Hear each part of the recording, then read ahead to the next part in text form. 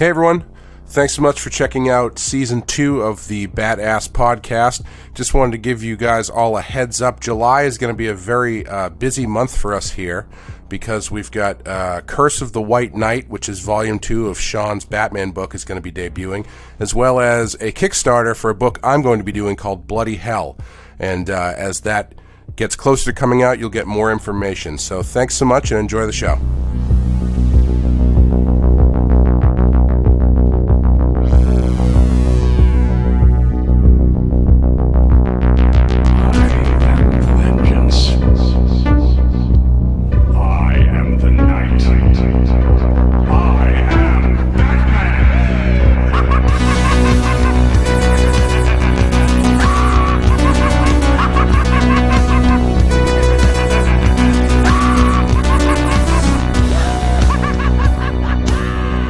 Welcome again to the BATTASS podcast, the Batman the Animated Series show podcast, where we talk about Batman the Animated Series. My name's Clay McCormick, and with me is... Sean Murphy. I am your punky lesh. Do you get that? I thought I had to explain I do. it. No, I get it. Yeah.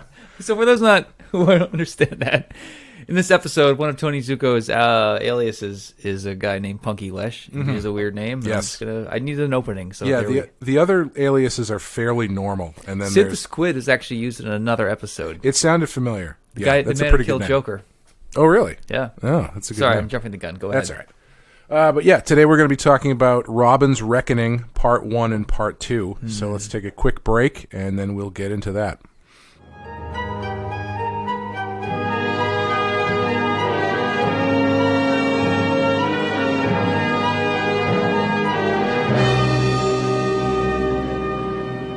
All right, in Robin's Reckoning, we're going to be talking about both episodes as one big whole, and it was written by Randy Rogel, both parts, and both parts directed by Dick Seabast. And the breakdown is, during a fight with some gangsters at a construction yard, Batman and Robin learn the name of their boss, Billy Marin. While Robin looks forward to going up against Marin, Batman becomes distant, and after a falling out at the Batcave, Batman doesn't allow Robin to accompany him on the search for Marin. Robin investigates on the Batcomputer and soon realizes that Billy Marin is not the boss's real name. Rather, it's an alias of Tony Zucco, the man who killed his parents, which Batman already knew, but chose. This is a pretty long one. Usually these breakdowns are pretty short. I would love to know who wrote these. I don't know. The second one is much shorter. For the second half, it's angered by Batman's deceit. Robin sets out to find Tony Zucco on his own, all the while plagued by the memories of his parents' death and how Bruce took him in as his own son. Eventually, Batman manages to find Zucco at an old amusement park, but breaks his leg during the fight. Sorry. That's a really interesting thing to put in there. Robin finally arrives and prepares to kill Zucco in revenge. The flashbacks to Robin's origin story is based on Detective Comics number 38 from June 1940, and this episode won the 1993 Primetime Emmy Award for Outstanding Animated Program for programming less than 1 hour. I love that there are so many different categories of things that you can win. Yeah. There's an award for everybody. Yeah, a handful of years ago, I had this crazy thought where I was like, you know what, I think I'm going to try and win a Grammy. Yeah. Because I feel like of all the awards to win, right, I can probably find a loophole and sneak that in. Or a Guinness Book of World Records. Well, you don't get a cool statue for that one, though. But you get to be in the book, don't you? That's true. I guess you're in the book. Don't you get at least a pint of Guinness? But if I win a Grammy, I probably get to meet Bono. That's true. I would not get to meet Bono. They wouldn't let me anywhere near Bono. What would you do if you met Bono? Tell him about the BATTASS podcast, probably. And we're going to talk about Batman because I hate it when people put other shit at the beginning. Sorry. So that was my fault. I started the Grammy discussion. Anyway, Robin's Reckoning. Yeah, they won an Emmy for this one, and it's well-deserved. So a daytime Emmy? Because I remember it says primetime. So back in 1993 or whatever, there was the Emmys at night, and they had best one-shot animated blah blah blah. Yeah, you and I weren't watching because we were too young. And this literally, so Alan Burnett and Paul Dini and whoever went up, trying to concentrate through the sirens. They went up and accepted the award for this episode, just like they did for Heart of Ice. Yep. I totally missed that. I guess. Yeah. Is it on YouTube? I mean, can you find that shit? I'm not going to do it now. No, later. We'll do it later when we're more drunk. Yes. Yeah, I mean, it was. I don't remember exactly, but I remember this show used to be on Sunday nights, I think, right? I watched it after school. I did too, but I remember Batman premiered Sunday night on Fox when it first started. So I don't know how long it stayed there. Channel I think 25, it was, Fox, yeah. and back I think in the day, it was in the same pocket with The Simpsons, I think, for a while. Oh, I see. Yeah.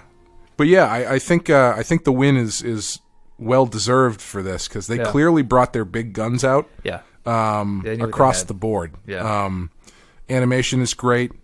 Even the first shot where I'm always impressed in animation when they do those multi-perspective pans for buildings. Yeah. Because they start right at the top and they pan down. Because the buildings can get bendy. Yep. But the trick is to limit the scope of the camera so you don't notice the bendiness. Yeah, and it's interesting that they do those by actually mimicking the way it would work if you were shooting just a building with a camera. Yeah. And it's not just like a straight building because you have to change it's a bulbous building in the middle, and the camera starts at the top, it gets bulbous in the middle, and then you start looking down towards the street. Yeah, because you have to keep in mind the perspective changes and stuff. Exactly, yeah. So if you had original art of like a building in perspective, it would not look like it would be a fat building. Yeah, it would look like a fisheye lens probably. Exactly, kind of. Yeah. Which is... there's a lot of that in this episode. I feel like they put all their interns on this episode who wanted to prove themselves because there was a lot of perspective stuff, a lot of really difficult animations, whether it's a carousel. Yeah. Not only is it a carousel, but it's a carousel as the middle layer of action. So you've got Tony Zucco, then a spinning carousel, then Batman. So we're getting to the end, but the final fight is on a carousel. So you're drawing horses, which... as an artist, are like my least favorite thing to draw. Horses, they are hard. Fire, and water. Mm-hmm. I would not be good at drawing the Bible. And working them in perspective. And you can only imagine you would take your least favorite intern and be like, here you go, just draw this, asshole. Yeah, it's your first day here. You got to draw the Batmobile spinning 360 degrees on a turntable. So let's talk about Robin. Yeah. Did we talk about Robin previously? Do you want to recap? Oh, I don't know. I don't listen to the show. Yeah, I hate this stuff. It's too know-it-alls. Oh, their spin is we're in comics, but we're also watching Batman. No, I honestly can't remember. I think he's come up, but I don't know if we've ever really done a deep dive on him. So what's your impression of Robin to this point? In the show? Cartoon, yeah. I've always thought he was kind of a peripheral character. Right. I do remember we talked about the strange thing about this show is that he just is there. Yeah. There's no, I mean, the show in general has no real, first episode. It just sort of starts. Right. You could take that episode and place it anywhere and it works. Right. So he's never really introduced. He's just part of the equation. Mm-hmm. And he kind of, we get to see him in college. Yep. We might actually see more of him in college by this point than we do actually as Robin. So that's probably not true. So correct me if I'm wrong, but I thought Robin wasn't introduced to this show until season 2, which is what we're in. Nope. Okay, so I don't know what order I watched them in. Yeah, I think they scatter them up because we've done the Scarecrow episode at the college. Yeah. I think he was involved in one of the really early. Oh, he's in Christmas with the Joker, I think. Oh, so which is like the first really episode. Early on. Yeah, he just shows up. He's just there. Yeah, I don't know why I thought that. Okay, I thought my thinking on this was that it was a Batman show, and then because when they did season 2, they brought in Robin, but that's BS because they ordered all of these episodes at once. The big change when they do the style change, they bring in what's his name for season Tim Drake. For season 4, yeah. Right. So I don't know how you feel about Robin. This is my first intro to Robin as a kid, and I wanted to like him, but he was just too goofy, and he was obviously the I think this actor was given the worst lines, he was given the worst puns, the jokes, and I know he was the comic relief, but I don't think it really worked for me until this episode. Yeah. Because Robin gets really fucking serious, and I loved it. Well, they kind of treat him like a kid, even though he's not he's in college, but he's very sort of not really into much. No, and just sort of he's kind of there to be. He's into revenge, Clay. Yeah, he's just kind of there to be the light counterpoint to Batman, which is nice, but it's not. There's not really a lot of meat there. Right. Yeah. But yeah, this is the first episode where they really give him stuff to do. So Bruce had him at age 10. Yes. Until he was 18. He's 19. They said 9 years. I feel like there's 8 years of Robin raising that we're missing. Yeah. Because I've never thought of. So what we actually just watched this a few minutes ago together. We were trying not to talk too much because we were going to spoil.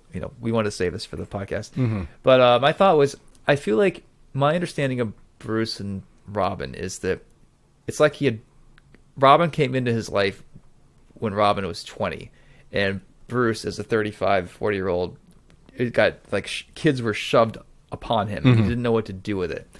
But that's obviously not correct. Yeah. Because he took in Robin when he was a kid. But I think the reason for my misunderstanding is that I don't know a lot of stories of Bruce having to be a dad. Yeah. Because he's so shut off emotionally. He feels like the uncle who absorbed kids or something. He doesn't feel like a guy who understood how to be a dad at age 10. Yeah. Yeah, they a lot of times he kind of seems like it has this sort of like Jesus in the Bible kind of thing, right? Where he shows up as a kid, and then it's just sort of like, oh, then he finds out that Bruce is Batman. Fast forward to when Dick is an adult. They skip over all this stuff, like when he were, who taught Dick how to drive? Yeah, if I was going to write this, I would say Alfred did a lot of it, and that's where the resentment comes from between. Yeah, it's Dick possible. And, I mean, because if you think about Bruce and Alfred as essentially being two parents who are taking different parts of the equation, right. It makes sense that... Yeah, 2 men and a baby. Yeah, essentially, yeah. My two dads. Shit. Oh, I should have gone with that one. Damn it! This is why you're the writer. But, it feels like that kind of thing where it's like he has his Batman life and he has his Dick Grayson life. And Alfred, you could say... I guess it depends on how hands-on you think Alfred is. Right. Well, in this episode, Alfred's the one that tells Bruce, hey, you need to take care of that kid upstairs. Yeah. And Bruce is like, I'm doing this for him. And Alfred's like, I don't think he needs a... It does always seem like the Bruce Wayne, Dick Grayson relationship is like someone who buys a puppy without really thinking it through.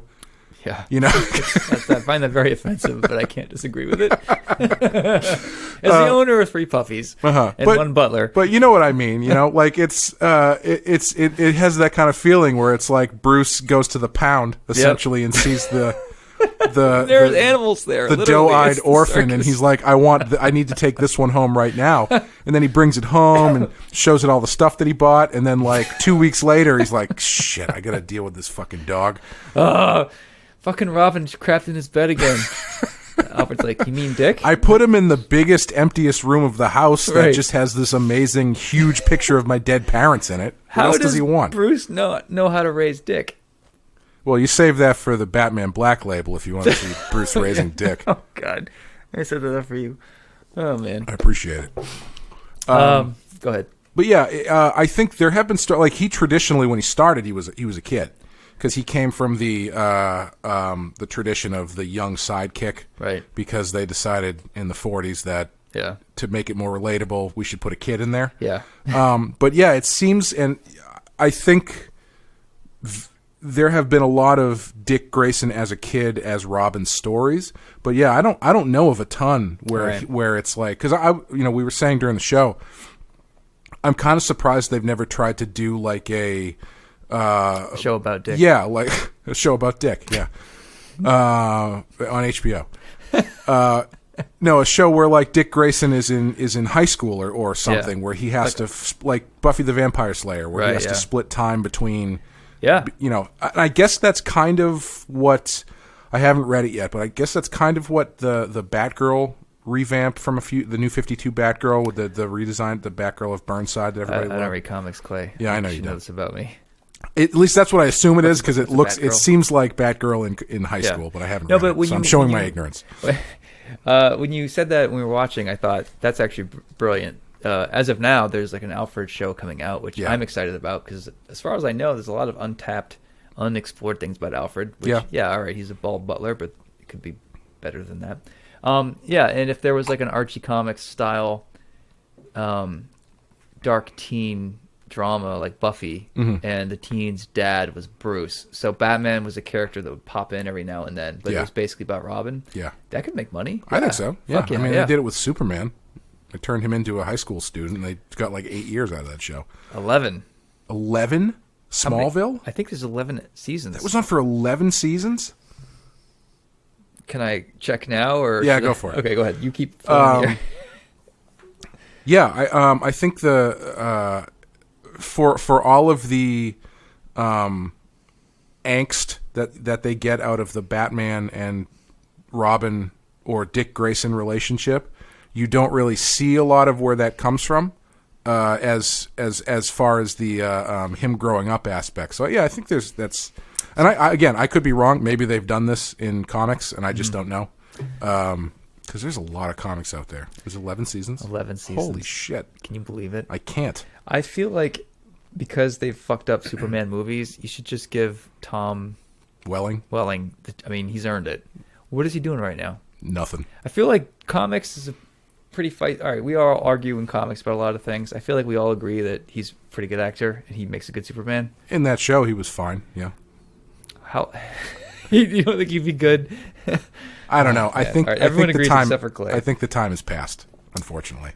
And also, have you seen him in the suit? They put him in the suit in the last episode. And, no, I stopped watching in season 4. Yeah, I swung back in for the finale because they finally put him in the Superman suit, and it was all right. What about Dean Cain? You ever heard of him? I know Dean Cain. Yeah, I grew up watching Lois and Clark. I like that show. He's on Supergirl. He plays Supergirl's foster dad. All right, so he's not.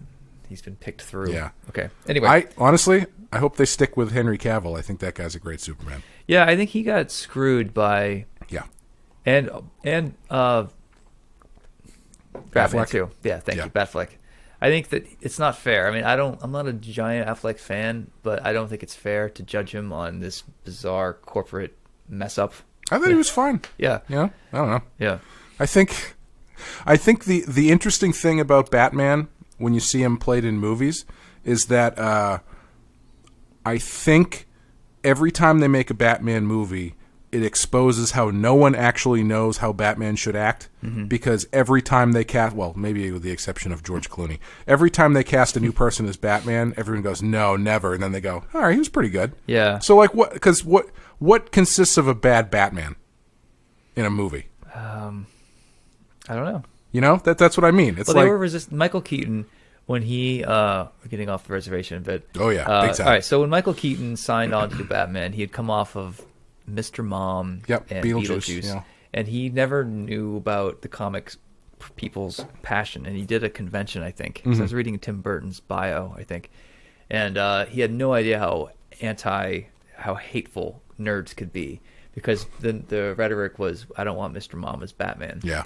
But no one thinks of that now. No. I mean, he was the Batman, at least for you and me. Yeah, it's crazy how much you can reframe. Because George Clooney, to me, I'm like, yeah, he makes a good Bruce Wayne, but I don't see him as a good Batman. Yeah. But I don't see Schumacher as a good director. Yeah. So I don't think it's... like if you told me that they were going to bring back Clooney to be Batman, I'd be okay with it. I think he could pull it off now. Yeah. Because I think he's a little older, so maybe work that into the script, of course. I think it's all the content. Like, I think he's a good actor. I think he could do it if he's got the right content. Batman and Robin, unfortunately, not a great movie for reasons other than George Clooney playing Batman. Right. Yeah. Anyway, so that movie also has Robin in it, who was in this episode. Do you you like the backstory that they do for him? Yeah. I remember the standout parts for me as a kid for this episode was when when his parents die. How do you handle that for a kid's show? Yeah. And the way they handled it was mostly with silence. With you see the setup is that this guy who's got a grudge against the circus cuts the rope a little bit, and poor Dick and his mom and dad are like the Flying Graysons, and then they do the trapeze part, and then you see the swing. His mom or father's holding the swing, and then it comes back into the shot empty, and then it waits, and you see that the swing like stops swinging, and they hold it for like it feels like forever. Well, you see the cut rope. That's what I meant. Yeah. Oh, sorry. Yeah, you're right. The cut rope. And that stops, and I feel like there's a good 5 seconds of nothing, and then they roll in with the music by Sherwood Walker. It's like, bam, and you know what happened, and they didn't have to show it. Yeah. And I feel like getting around violence and with artistic decisions like that is always something I'm interested in. Oh, yeah, because it's hard. Yeah. Because, I mean, it's really easy to show somebody falling and, they're head splatting on the ground or Right, whatever. yeah. And that has its place too, but not here. And how do you do that effectively and creatively is always a challenge. And I like it when they pull it off. That's why. Yeah. Not to go. I'll keep this one short. I haven't seen Hellboy, the new Hellboy, but something feels really off to me about the presentation of the character as like super gore, super swearing. Right. You know, that doesn't feel like Hellboy to me. Yeah.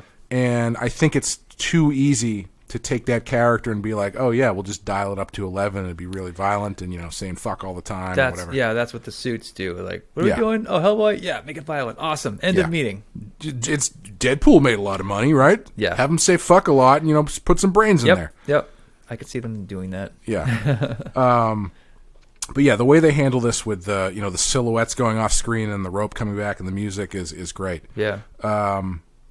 Robin's origin is interesting because it's always consistent in exactly what happens to his family, but the who tends to bounce around a lot. Right. Because I think there's a version where Two-Face is involved somehow. Oh, interesting. In Batman and Forever, Two-Face is involved there. Yeah. But I think there's a comic version where Two-Face is involved. Yeah, that's what I was referring to. So in the comic, traditionally, who was it?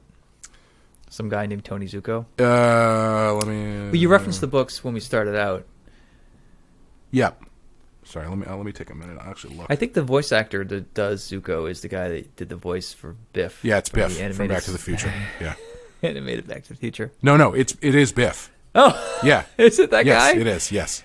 So I was at a convention in I think Rhode Island, and they put us up at where all the talent are, and usually the talent are really actually famous people, and then there's me and other artists. And I went down to get breakfast and stuff, and I'm sitting next to a guy who looks like an attractive Bill Clinton, and it turns out it's actually Biff from Back to the Future. And he's wearing the suit, and he looks sharp, and he's fit, and he's healthy, he's eating eggs and, you know, no carbs or whatever. And I wanted to lean over and be like, well, look at what we have here. Oh, he would have smacked you across the face. And just when I didn't think my morning could get any better. And by the way, Data and Worf were at their own table off in the corner. Like, I don't know how I got invited. And you were like, I've had dreams like this. This is amazing. Yeah. I know. But who walks in but Doc Brown? No shit. Yeah. He goes up to the buffet, gets himself some eggs, and he sits down next to Biff. And they're next to us, maybe like 15 feet away. And I'm talking to Jeff, my art dealer, my friend. And whatever we're talking about, we just change the subject, and we go like, we don't want to lock eyes. We don't want to disconnect our eye contact. We're like, do you see what I'm seeing? Yeah. Are they over there? Yeah. Like, what do we do? What do we do? Nothing. Like, in what universe are Biff and Doc Brown having breakfast? This is so crazy. Like, I can't believe this is comics. Yeah. Backstage at the comic convention. It was a good time. Yeah. So to pull it back, because you covered for me with that story, as I was looking it up. In the comics, traditionally, a gangster named Boss Zucco, who is loosely based on actor Edward G. Robinson's Little Caesar character, had been extorting money from the circus and killed Grayson's parents. Huh. Okay.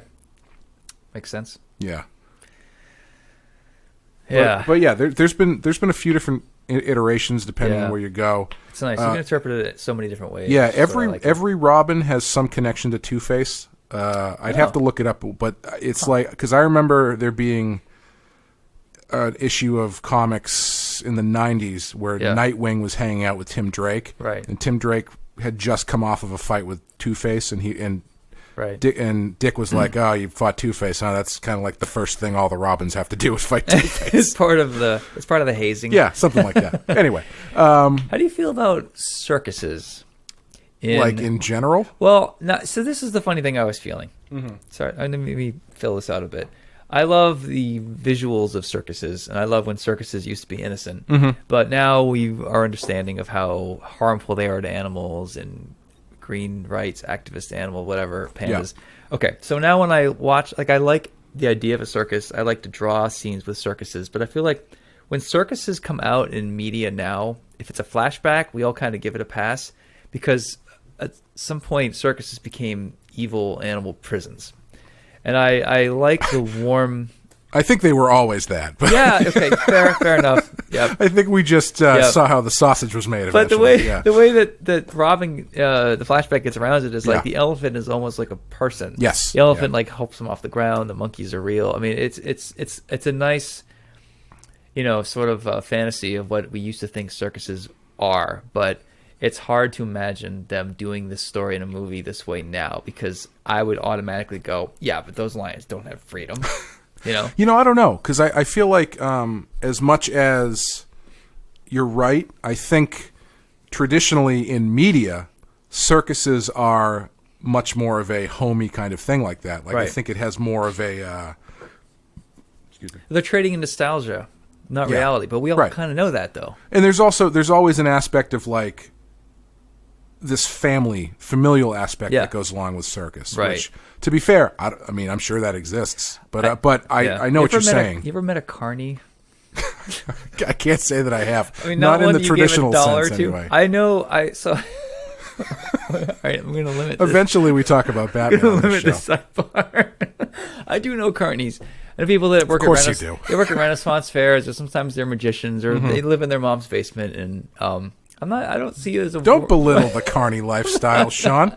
Hey, if you're selling on your feet, which is what carnies do. They're on the road 365 days a year, spreading disease one token at a time. putting up the Ferris wheel, taking it down, putting it up, Kind of putting it back up. yeah, forgetting which screws they tightened and which ones they didn't, leaving town before the cops can show up.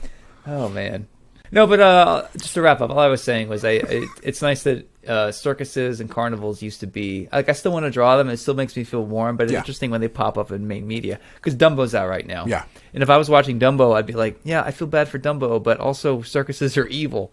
yeah, but the circus still has that allure to it, Right? that I think, as long as it's not dealing with how they currently run. Right. There's a little bit of, like you're saying, nostalgia. You got to can put kind of onto skim it. over that stuff, honestly. Yeah. But visual-wise, it's fantastic. Yeah, as an artist. Do you like drawing animals? I don't love it. To be fair, I don't do it that often. Like the stuff that I've done is not really animal heavy. Yeah. I just finished a book where I had to do a fairly sizable couple pages that involved a bunch of horses. Right. And it wasn't as bad as I thought it was going to be, but I haven't done it to the point where I can be like, I love it or hate it. I saw your horse panel. Yeah, I think it looked good. Thanks. The shading. That came out horses right. are hard, man. Yeah. So back to the episode. Yes. I noticed. So when as a kid, I love the ending of when Robin has had enough and he's going rogue, basically. Yeah. And he's like, I've been taught by the best. And he gets on his motorcycle, jumps over the bridge, which is awesome, but didn't make sense. But whatever, keep it. It's awesome. And then Zuko is on the dock at the port, at the shipping yard, or whatever. Yep. And Robin comes out and he grabs him and he just drives down this pier that lasts forever. They use like an animation cycle there, which I love. And I remember as a kid being like, "Oh my god, Robin is fucking pissed. Yep. This is amazing." Mm-hmm. And he throws him down, and he even does like an Akira motorcycle. Oh, 100%. Yeah, runs off and grabs him. And I love how Zuko was more afraid of Robin than he was of Batman at that point. And even at that point, Batman hobbles up because he's injured, and he's like, "Robin, you can't let your emotions get the best of you." And Robin's like, "Screw you, Batman." That's a little bit over the top, but as a kid, I loved it because you had all these flashbacks of Robin being raised, and he never got to grieve. Yeah. Not grieve his parents, but like he never got to be mad at Batman for not being the perfect dad.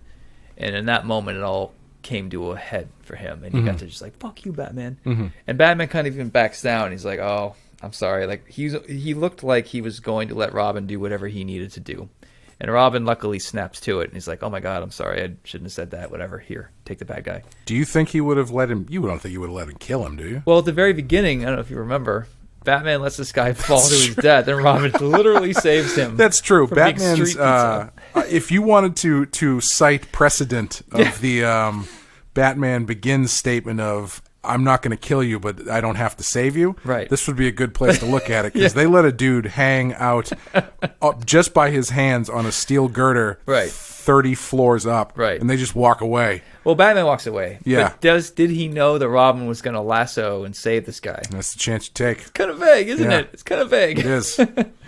He wasn't. There was no safety net. He wasn't going to make a move to save the guy. That whole opening scene was a well-established construction project on a skyrise with no nets. Yes. Yeah, like there was no way that guy was not. There was no pool to catch him. Nope. Yeah. No, he was a goner.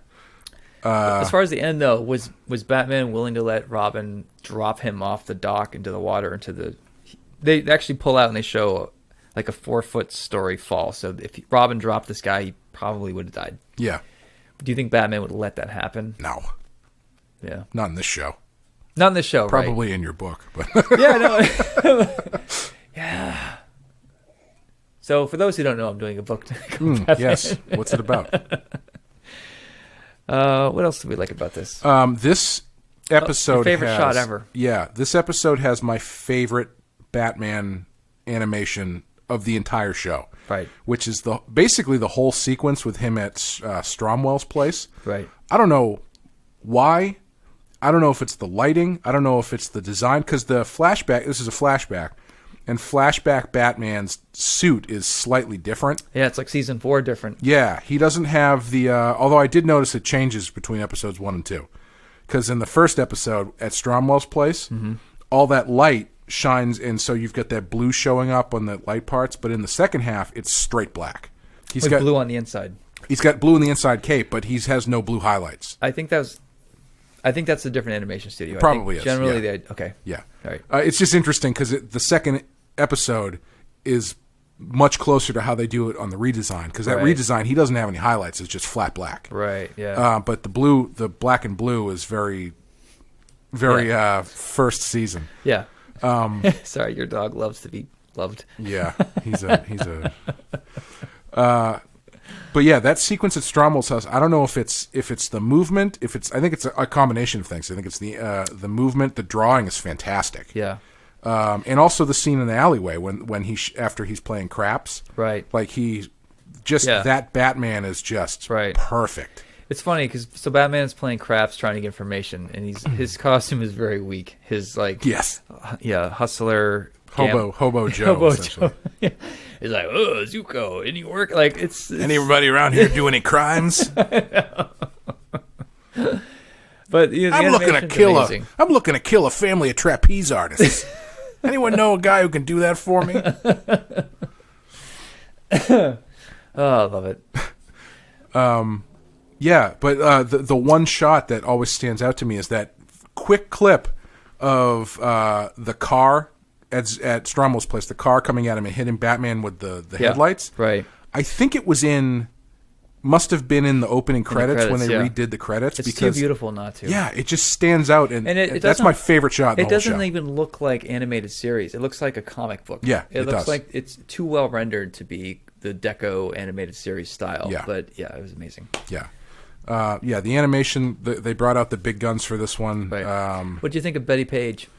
Yeah, the one streetwalker, for lack of a better term. So Dick is on his own. He's a kid, and he's looking for his parents' murderer. And dressed like a newsie. Literally, wearing Bruce's fishing sweater. Yeah. And this Betty Page character is being attacked by her John. That's really funny. I actually just realized his 10-year-old Dick Grayson's undercover costume is essentially the same as Bruce Wayne's undercover costume. Yeah. Because he always ends up wearing that hat. Yeah. And like a big, turtleneck sweater. That's why when we were watching it, I asked you, like, did he stole this from Bruce? He took it from his costume bin. Of fisherman sweaters and newsy hats. Yeah. Good job, Bruce. Way to be on the ball. Yeah, but so Dick swoops in to save this, what is she? Street hustler or something? Yeah, something like that. Anyway, he saves her, and she's awesome. Up. She buys them breakfast at this diner, and she looks just like Betty Page. Oh, it's so obvious. Yeah. You can almost see the photos that they must have traced for certain shots. Yeah. It's like her goth bangs and all that. And they never do that on this show. Like, they never do reference that clearly, at least, not that I can think of. Yeah. So they definitely were taking their time on this, and won them an Emmy, so it's worth it. Yeah, did something right.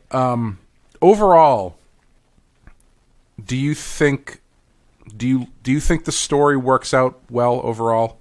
Because if I had to pick one thing to be critical of, right, it's really flashback heavy. Yeah. But for what they're trying to do, I think that's fine because the point of the story is to tell you about Robin's origin, basically. Yeah, so I'm wondering if it would have been what the episodes would have been if you didn't do flashback. You just started in the past. Mm-hmm. So you start the episode with Batman, but his costume's different, and he looks younger.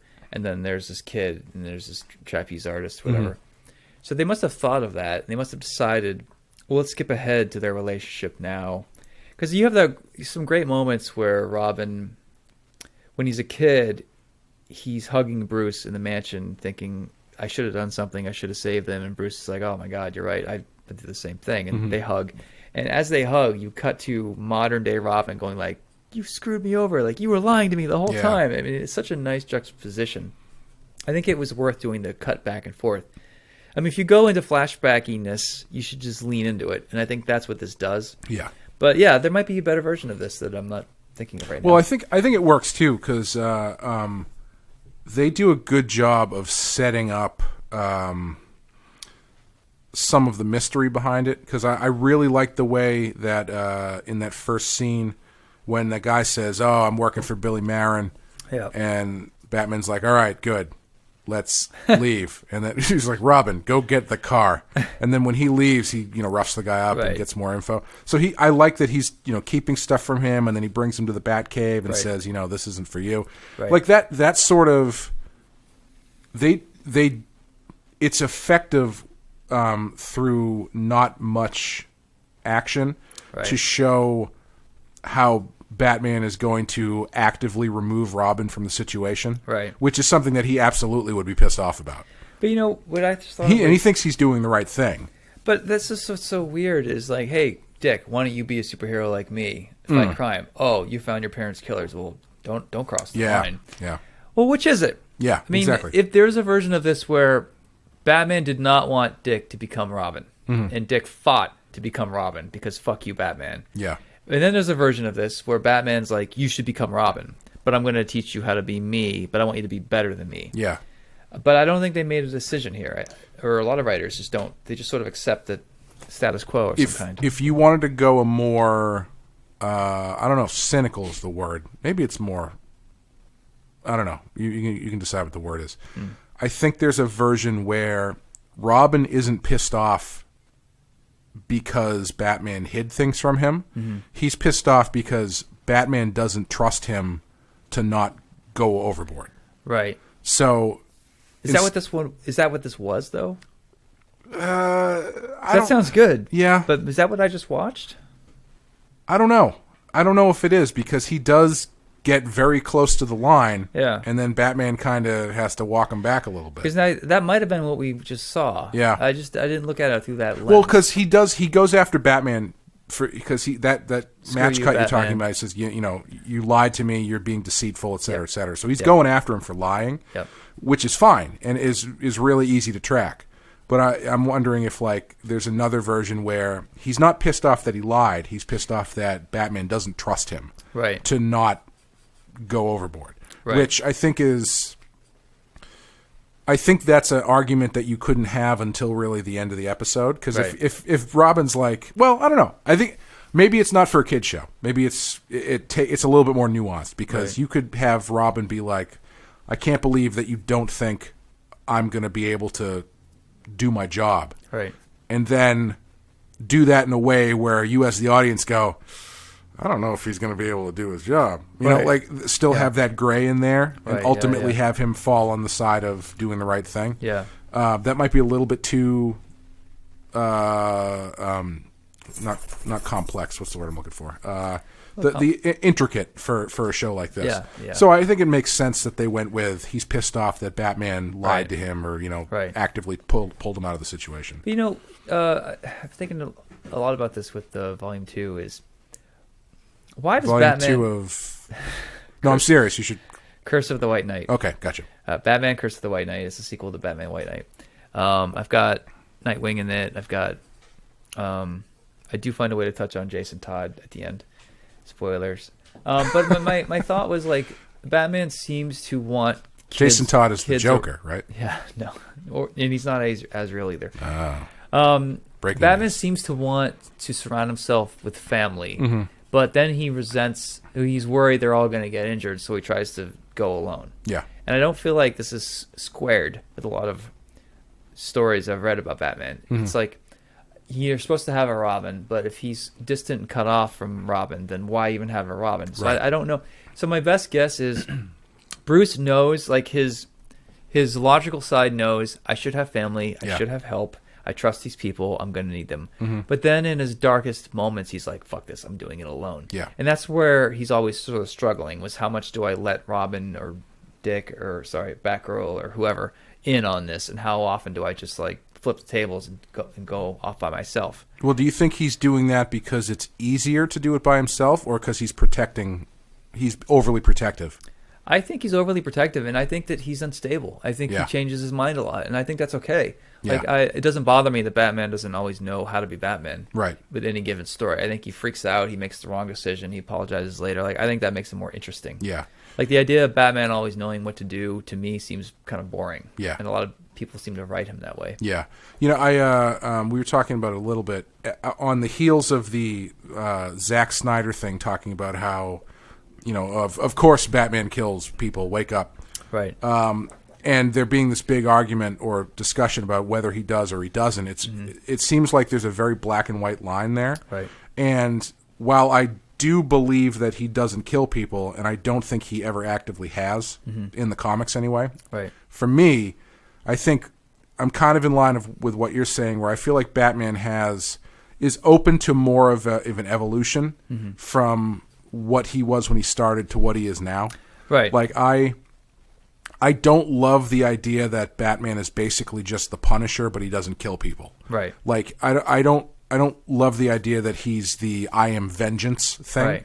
Right. I think he was that, but I think he's moved from an element of revenge into he's gone from trying to get revenge for the death of his parents and turned into someone who is trying to stop what happened to his parents from happening to anybody else. Right. And I think having that, keeping it open for that sort of character growth is really interesting, and I think it makes him a more interesting character. Like the stages of Batman. So stage 1 is, I'm going to try this weird thing. Stage 2 is, I need Robin and Batgirl. I need a team. Stage 3 is like status quo. Okay, I'm just surviving. You know, he's in his 40s. And stage 4 is, all right, how long am I going to do this? Yeah. What's the end goal of this? Because I'm not mad about my parents anymore. I'm not dad, obviously. And that's where it gets very Frank Miller-y, or even that's kind of where I wanted to write Batman is, why are you still doing this? Yeah. And that to me is interesting. And handling that in a way that doesn't like shit on like Golden Age Batman or the other versions of Batman, because you don't want to question it so much that you make readers feel dumb for liking Batman. Oh yeah, yeah. I think what's interesting is looking at Batman and the Bat family as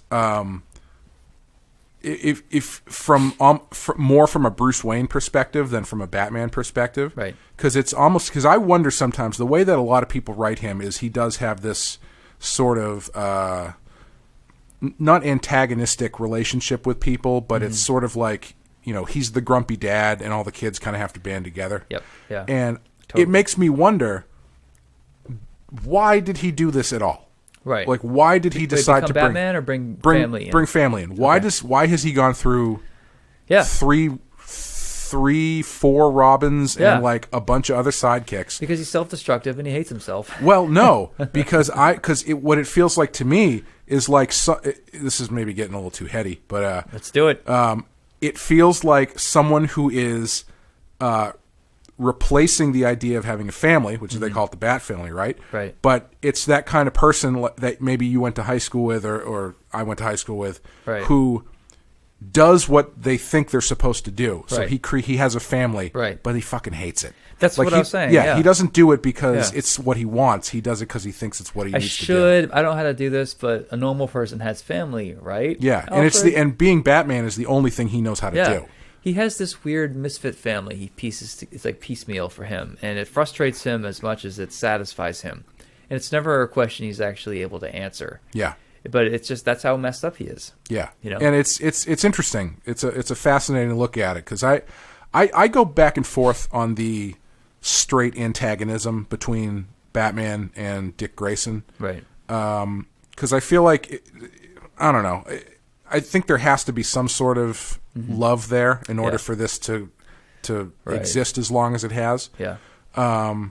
But yeah, if you think about it as an actual family, and you think of Batman as the guy who like got married early out of college and had a family, and now he's like 40 and he's got 3 kids, and he's like, fucking I could be on Miami Beach owning a bar right now. And I'm not saying, that kind of thing.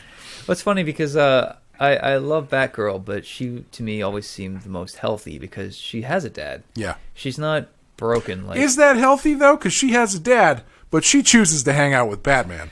It's not totally healthy, but she's not. I feel like the real drama with Batman and his kids is between him and his sons. Yeah. Like when I wrote Batgirl, I thought of her as the most stable. Like, she's fun. She's sort of the comic relief, but she's very important to the plot. Mm-hmm. And because she has a dad, she has a well-rounded childhood. I guess her mom is not in the picture, but she's sort of the adult in the relationship. But it's mostly Bruce sparring off with other Robins, basically, and with Jason Todd too, as we'll get into that. But I just think it's a story between father and sons. To me, Batgirl kind of exists to the side. Mm-hmm. Like, I think Batman has a woman problem in that he can't. He like. It seems like he'll listen to women before he'll listen to men. You have Batgirl, I think he'll listen to. You have Leslie Thompson. I think he has a mom complex of some kind. He's got a general family complex, I think. That's fair, yeah. But like, he'll happily argue with Dick or with Jim or whoever. But if a woman steps in and tells Batman what's what, he'll usually kind of take a step back. Yeah. That's I've never thought about this until this moment. Yeah. Well, I mean, that's how I've written. He had a more or less a father figure, right? Because he grew up with Alfred. That's true, yeah. But he didn't grow up with a mom. Yeah. So that would make sense. Women can kind of run ruckshot over Batman a little bit. Mm-hmm. Catwoman's a good example. Yeah. Yeah. Well, let's bring this up during another episode. Sure. I think there's some stuff here. Yeah, I always kind of thought of Batgirl as almost like less of like a sister or a daughter, as much as like the friend, the girl next door, essentially, who just hangs out at the house all the time. Totally, yeah. Which that makes things a little bit more healthy, I think, especially when you get into whether or not Dick and Barbara are dating each other. Yeah, we'll do that some other time. Yeah. There's episodes for that. Yes. Yeah. But yeah, I think this episode overall is great. Yeah. Do you have a rating for it? Well, what would you like to draw if you had to draw something from it? Question. I guess I'd have to go with the Robin motorcycle jump. There's a scene where he's on the bike, and it's just him being awesome, and there's a bridge that's open up all the way, and there's a ship passing under it, and it goes way up onto one angle. It lands. It's totally an impossible shot. Yes. They fudge the perspective to make it more amazing. That bike bugs me because the bat wings off the back get crushed if you ever do a wheelie, but whatever. And I mean, that's all you do on motorcycles is wheelies, right? So they're going to get crushed. I would draw that scene, but I would tweak the bike a little bit, I think. Yeah. And then do the Akira bit, too, because that was pretty awesome. Yeah, that was pretty rad. How about you? I don't know. It's tough, because I feel like it's actually, for as well as it's animated, it doesn't have a lot of flashy sequences in it. Can I say, I would like to see you draw a circus thing.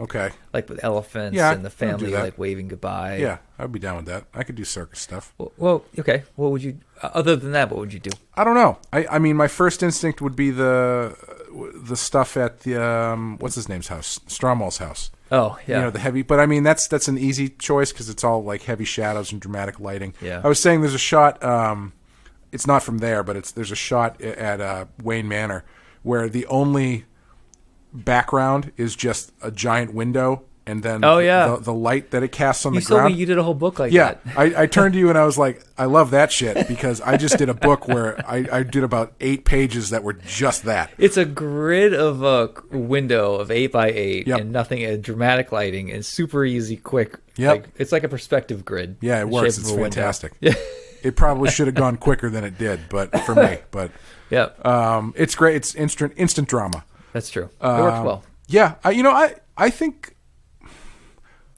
that alleyway sequence would be kind of fun. I think you do the dice thing. Yeah, I think that and when Batman cracks his knuckles. Yes, and the change into Batman and that. I think that would be pretty fun. Yeah, but overall, it doesn't have a ton of like standout set pieces that we've seen in the past. I think it does, but there's so many that it's hard to remember. 'Cause Yeah. remember, there was a guy who got hit into there's a shooting range at the carnival. Yep. That's fun to draw. That would be cool.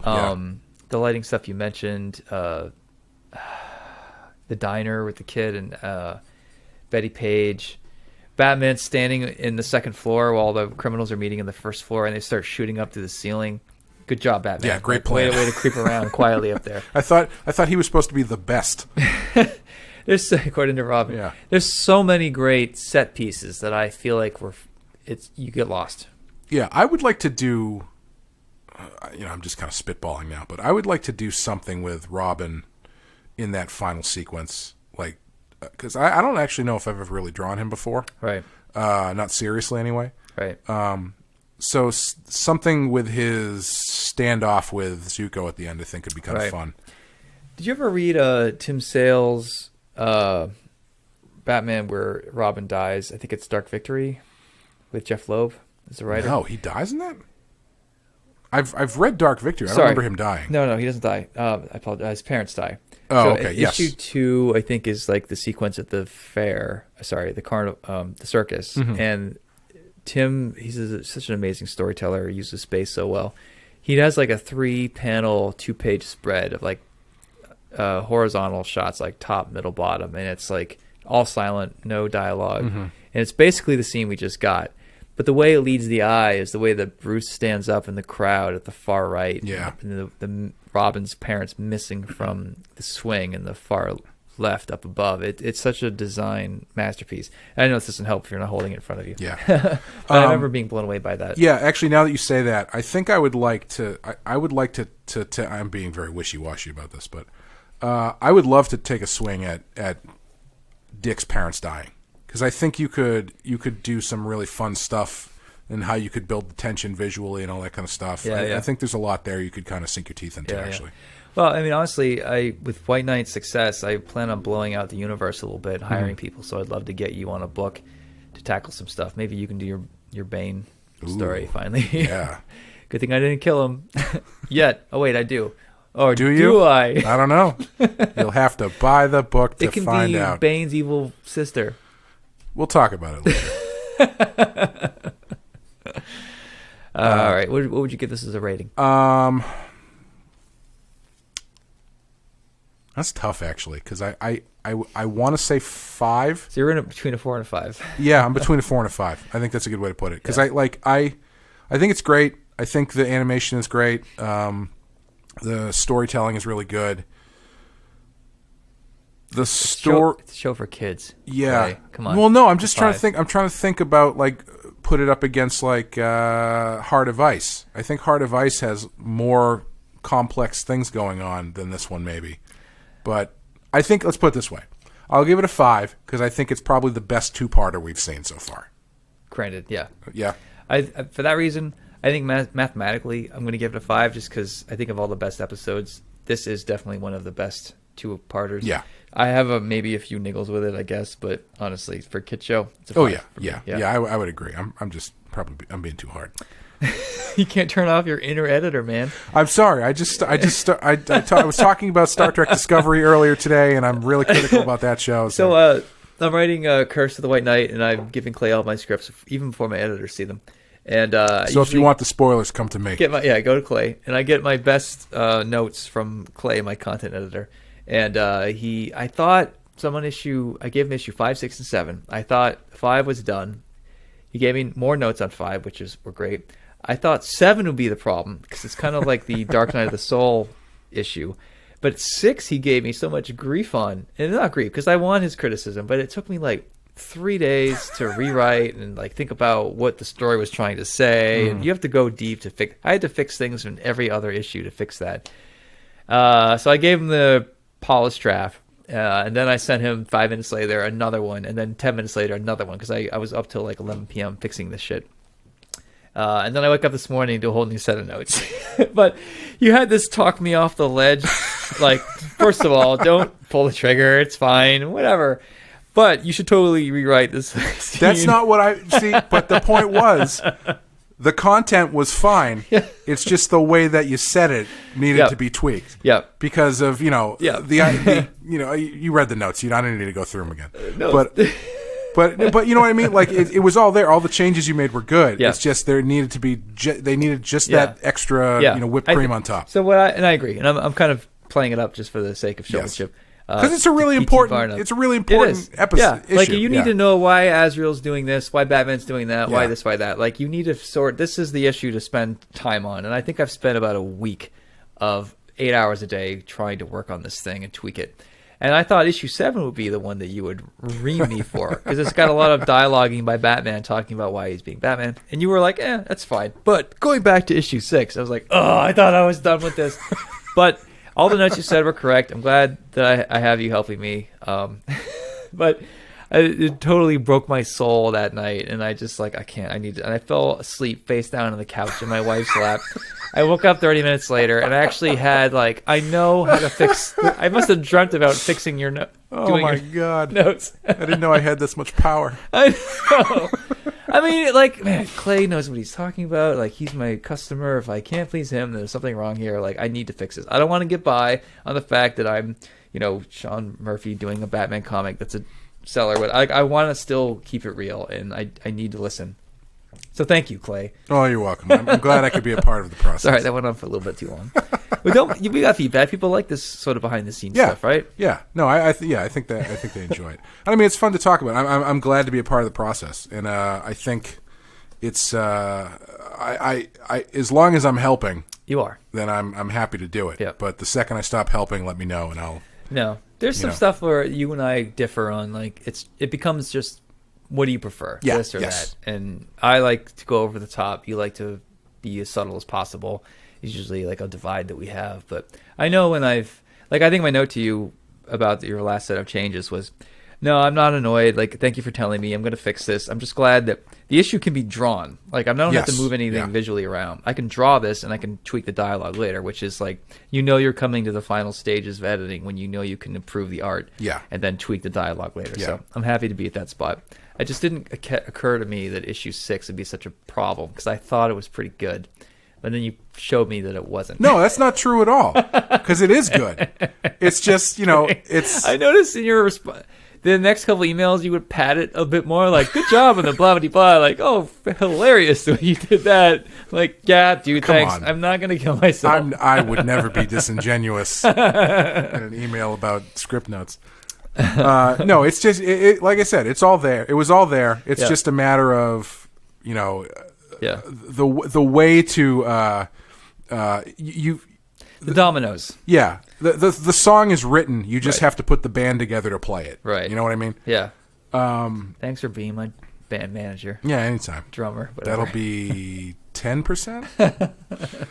How about I get you a DC gig writing White Knight stuff? Sure, that's on record now. I'm gonna try. Yeah, but I think that's gonna do it for this one. Yep. I'll go 5 out of 5, just like you. Yes. What are we doing next? Next episode, and see, this is one of the reasons why we can't just drink a bunch of beer and do 6 of these, because we talked about a lot of stuff that did not have anything to do with this episode. I feel like you're not appreciating how the Wild West of podcasting works. It's beautiful if it's not perfect. That's true. The thing is, you're too good at this, and you don't want to break your sort of the way that you roll out podcasts. No, that's not true. No, but I appreciate it. I think drunk and stupid podcasts are fun. Oh, well, they have their place. Yeah. Yes, and I will totally regret it after. And I'm going to say, I think, Clay, you were right. We shouldn't have done that. No, I think there's a place for it. Maybe. If we end up doing maybe a commentary for a movie or something down the line, that would be kind of fun. With Wes, have you done Batman 89? No. Save it. Yeah, I figured I'd save all the Batman stuff for this. Cool, thank you. Yeah, next time we are doing Night of the Ninja, which I can already tell you I'm not going to like, and Cat Scratch Fever. Oof, Cat Scratch Fever. Well, at least that one's a Catwoman one. I will say both of those are better than they sound. Okay. Yeah. Anytime I see, I don't know, you know how I feel about ninjas, the off-brand villains. They never land with me. What I like about the ninja one is he recognizes who Batman is because of Bruce Wayne's fighting style. That's cool. Right? All right. I'll give it a shot. See? Yeah. Look at that. I was just gonna wing it and, Nope. and not watch it, but now I'll There's watch some it. stuff there we're salvaging. But yeah, if you enjoyed the show, thank you. If you have any questions or comments, you can shoot us a tweet at BATTASS Podcast on Twitter or shoot me an email, battasspodcast@gmail.com. And if you like the podcast and you want to tell people about it, that would be cool, whether it's on iTunes with a rating or what are you working on next? Oh, geez. Paying my bills somehow? I don't know.